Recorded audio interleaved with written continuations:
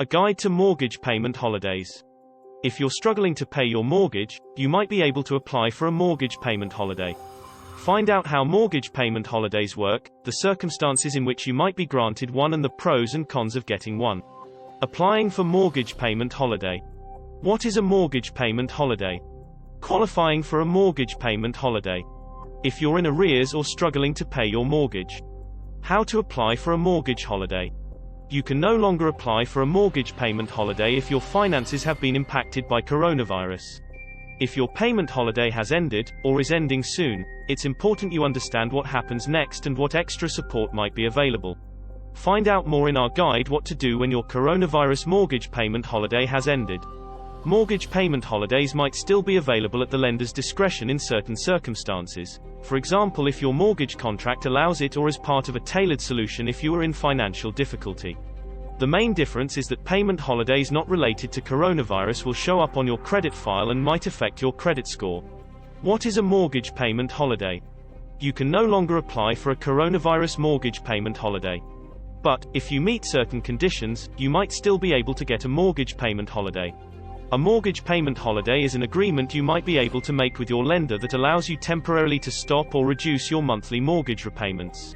For example, depending on your circumstances and previous payment history, you might be able to take a break up to 6 months. Not all mortgages offer the option of a mortgage payment holiday. It depends on the product's terms and conditions. Stop.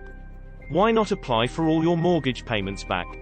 We can help you with no upfront costs. Watch till the end of this video to understand how the banks have lied and deceived you. The background to securitization.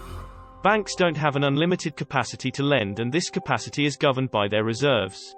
In order to release capacity, they bundle up thousands of mortgages into pools which are then sold, en masse, to an unrelated entity. This allows them to bolster their reserves and removes the liability from their balance sheet, allowing further loans to be made. Most transactions of this nature raise billions of pounds.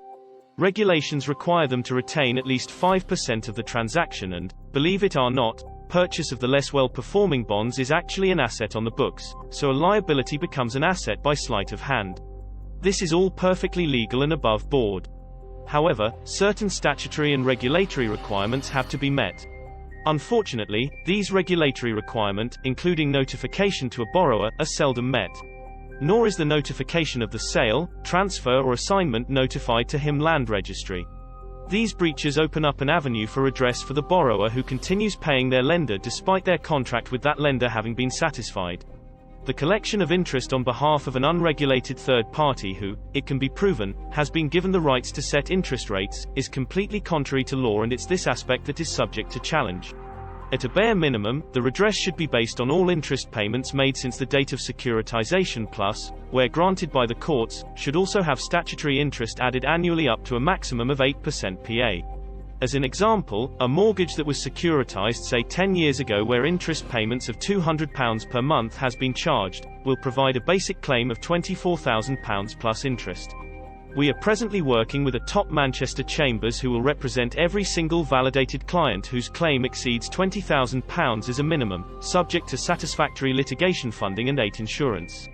All cases must be submitted via participating solicitors firms who, in turn, appoint us to carry out all the background evidence checks and quantum validation in the form of a forensic report. All solicitors' clients will enter into no-win no-fee agreements with their solicitors and chambers, and no costs are charged to a claimant until they win. The clients will never have to enter into funding agreements, so there is no risk whatsoever. Out of any damages awarded, it is expected that the client will only be liable for the 8 insurance premium and any interest on the funding. The barristers believe there should be no further costs to the successful claimant, as all additional costs should be awarded against the defendant. Hope this gives you enough background. Phone Ian on 97764 226449 for more info.